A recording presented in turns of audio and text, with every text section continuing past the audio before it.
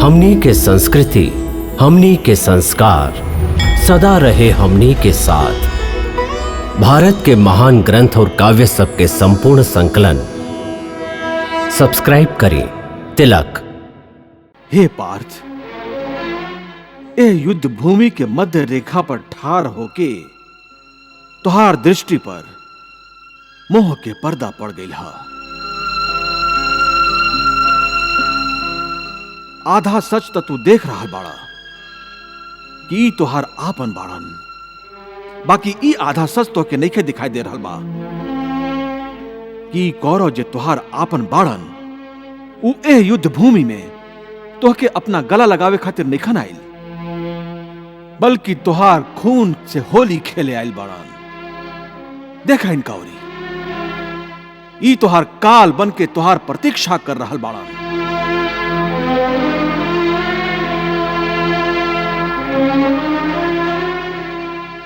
ई सब जिनका कि तू आपन कर रहल बाड़ा, ई कौरव एक बात निश्चित रूप से जानेलन कि यदि उ लोग के एह युद्ध भूमि में विजय प्राप्त करे के हा तो ओह महापराक्रमी के आपन रास्ता से हटावे के होई जेकर नाम अर्जुन हा।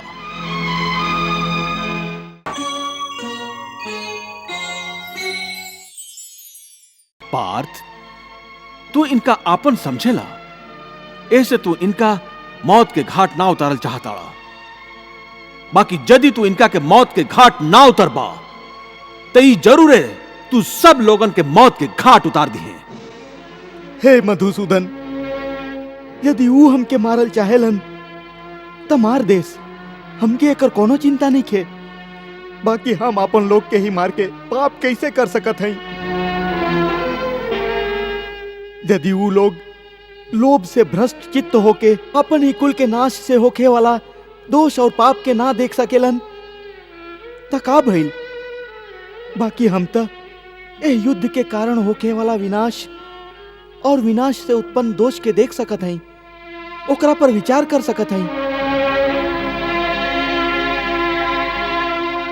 हे केशव, तू तो जानेला कि कुल धर्म के नाश होके से सनातन कुल धर्म के नाश हो जाला, और धर्म के नाश हो जाए से पूरा कुल में पाप वही तरह फैल जाला जैसे कोनो प्राण घातक रोग मनुष्य के शरीर में फैल जाला, और ओह फैलल पाप के कारण ओह कुल के स्त्री सब दूषित हो जाएली, और स्त्री लोग के दूषित हो जाए से वर्ण शंकर संतान उत्पन्न होखेला, और वर्ण शंकर के पाप के कारण सगरे कुल के कुल नरक के अधिकारी बन जाला। इतना ही ना, उनकर पितरन के भी अधोगति प्राप्त होखेला। कुलक्षये प्रणश्यन्ति कुलक धर्मा सनातना धर्मे नष्टे कुलम कृतस्सनम अधर्मो अभिभवत्युत अधर्मा अभिभवात् कृष्ण प्रदुष्यन्ति कुल स्त्रियः स्त्रीषु दुष्टासु वाषणे जायते वर्ण संकर। ये सब जान के भी हम युद्ध करी, ये कैसे हो सकेला।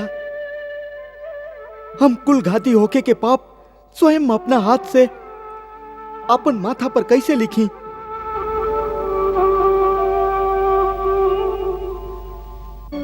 ऐसे हम युद्ध ना करब, हम युद्ध ना करब।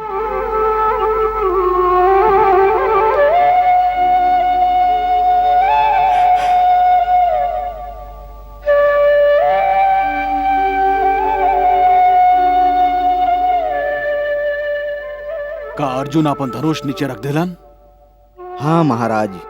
संजय, यह अवसर है, सुनहरा अवसर, काहे कि अर्जुन अपन गांडीव धनुष नीचे रख देले बा और कृष्ण तो पहले से निशस्त्र बाड़न।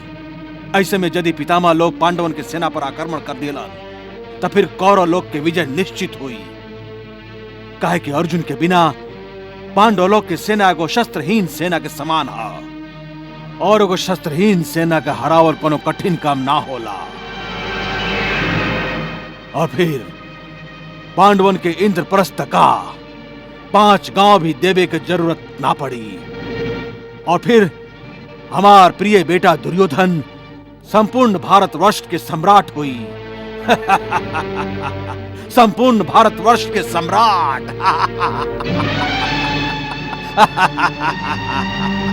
क्षमा करी महाराज, ई आप कैसन अनुचित बात कर रहा हैं। एगो क्षत्रिय महाराज के ऐसन अधर्म और अन्याय के बाद शोभा ना देवेला। आपके बात युद्ध के नियम के विरुद्ध है महाराज। एगो निशस्त्र योद्धा और ओकर सेना पर वार ना कइल जाला। फिर भी कौरव अधर्म के मार्ग अपनई हैं।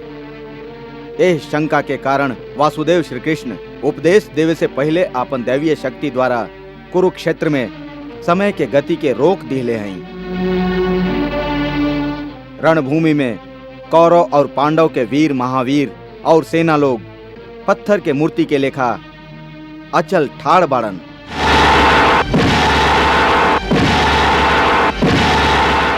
श्री कृष्ण और अर्जुन में का चर्चा हो रहल बा, एकर केहू के ज्ञान नहीं खे।